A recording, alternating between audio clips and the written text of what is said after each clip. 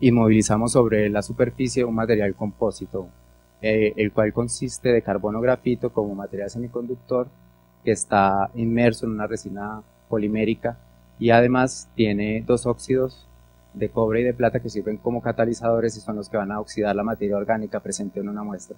Este sensor lo desarrollamos para determinar ese potencial de óxido de reducción en muestras de agua residuales.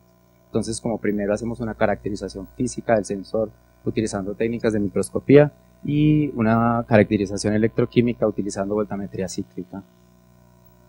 Luego hicimos pruebas con muestras sintéticas y el sensor respondía a glucosa, fructosa, sucrosa, por ejemplo, y luego determinamos esa demanda electroquímica de oxígeno en muestras reales de aguas residuales de la empresa Bebran, una empresa farmacéutica, y de las bodegas Torres de Cataluña. Luego nos vamos a sistemas todavía más pequeños. Aquí estamos hablando de ultramicroelectrodos. La idea de miniaturizar los sistemas pues surge de ahorrar en tiempo, ahorrar en reactivos y sobre todo aumentar las prestaciones de los sensores. En este caso estamos fabricando unos dispositivos de 5 y 10 micras de diámetro y separados entre 50 y 100 micras que nos sirven como material sensor.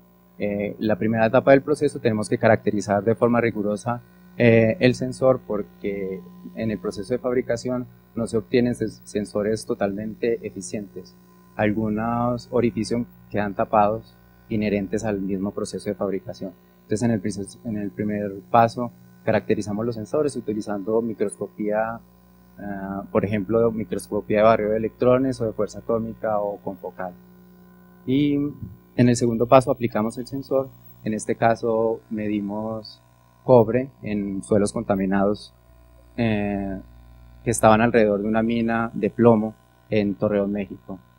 En este caso tenemos una señal voltamétrica que es proporcional a la concentración de cobre que encontramos en la muestra y una vez hicimos estos análisis en los suelos, intentamos aumentar las prestaciones del sensor depositando nanopartículas de oro sobre la superficie de los ultramicroelectrodos, y en esta gráfica podemos ver cómo la señal inicial aumenta y aumentó más o menos 50 veces el área efectiva, y con esto aumentamos los límites de detección, bueno, disminuimos en realidad los límites de detección y aumentamos la sensibilidad del dispositivo. Y lo mejor es que cuando comparamos los valores obtenidos con los sensores con los valores que obtenemos con los sistemas tradicionales, los sistemas estándares, pues observamos que la diferencia es mínima y con unas desviaciones relativas menores del 10%. Aquí quiero mostrar un ejemplo de un biosensor utilizando un chip, un dispositivo comercial en el que no necesitamos el uso de tecnología microelectrónica en el caso de que tengamos que utilizarlos en proyectos como el nuestro, donde no vamos a tener la posibilidad de usar alta tecnología.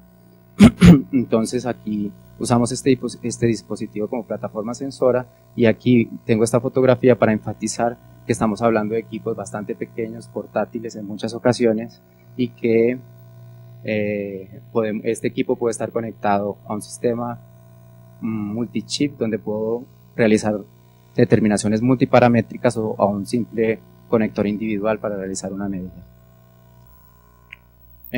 Con este sensor desarrollamos un genosensor, un sensor basado en ADN para la detección de algas tóxicas marinas. Este proyecto lo hicimos en Francia, y teniendo en cuenta que las algas tóxicas representan un peligro cuando son consumidas por algunos peces, mariscos o el hombre, pueden producir desde diarrea hasta la muerte en algunas ocasiones. Entonces, de acuerdo con el material transductor, vamos a inmovilizar de una manera u otra. En este caso utilizamos sensores de carbono y utilizamos un formato de hibridación tipo sándwich en el que la hebra de ADN del alga la inmovilizamos entre una sonda de captura y una sonda de señal. Entonces esa primera sonda de captura la inmovilizamos sobre la superficie del transductor mediante esta interacción estreptabina-biotina, y luego hibridamos nuestro target, nuestra molécula objetivo, que luego hibridamos a su vez con una sonda de medida.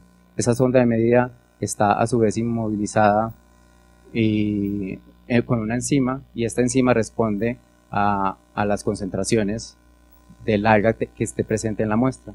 Entonces, de una forma muy sencilla voy a tener una variación de la corriente por aumento en la concentración de target.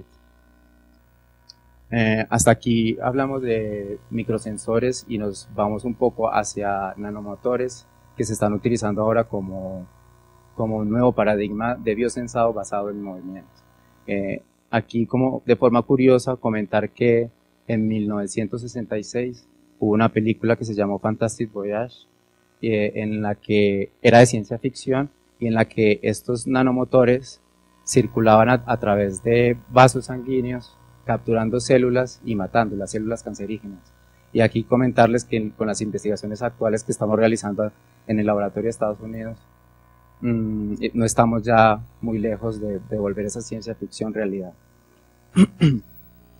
Entonces, un nanomotor es un dispositivo de tamaño micro o nanométrico, depende, que es capaz de convertir energía química en movimiento. Nosotros fabricamos nanomotores sintéticos inspirados también en nanomotores biológicos. Nuestro cuerpo está lleno de nanomotores que transforman el ATP en movimiento. Nuestros músculos funcionan así. Entonces la idea es que nosotros podamos tener nanomotores que podamos guiar y podamos hacer determinadas tareas. Por ejemplo, recoger un medicamento y transportarlo en determinado fluido, o con fines de sensado también. Estos nanomotores en principio también se fabrican con tecnología microelectrónica, con los mismos pasos que expliqué cuando hablé de sensores.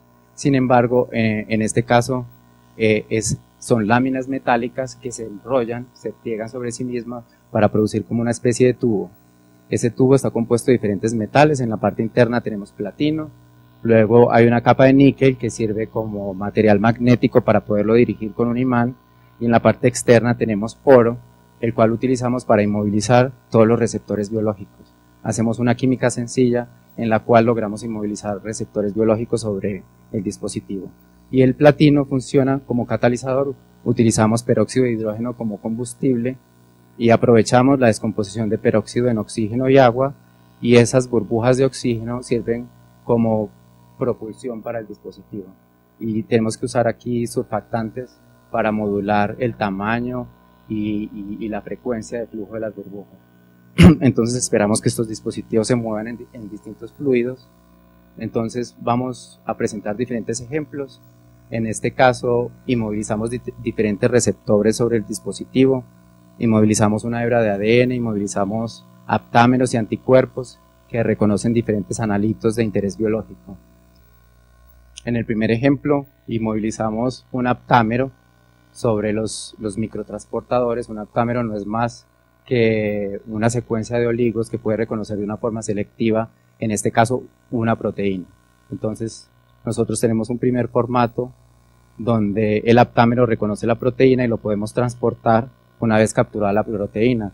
La proteína, para poderla observar, como es más pequeña de las dimensiones que podemos observar con un microscopio, utilizamos partículas fluorescentes para poderlas visualizar.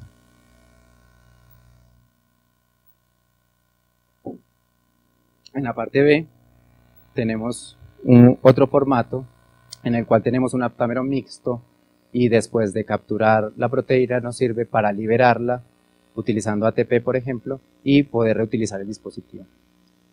Entonces aquí un ejemplo de cómo funcionan estos nanomotores. Aquí tenemos diferentes disoluciones de proteína y vemos cómo solamente cuando está reaccionando con la proteína target, en este caso trombina, el nanomotor se va volviendo fluorescente, a diferencia de los nanomotores que navegaron en una disolución que no tenía el target.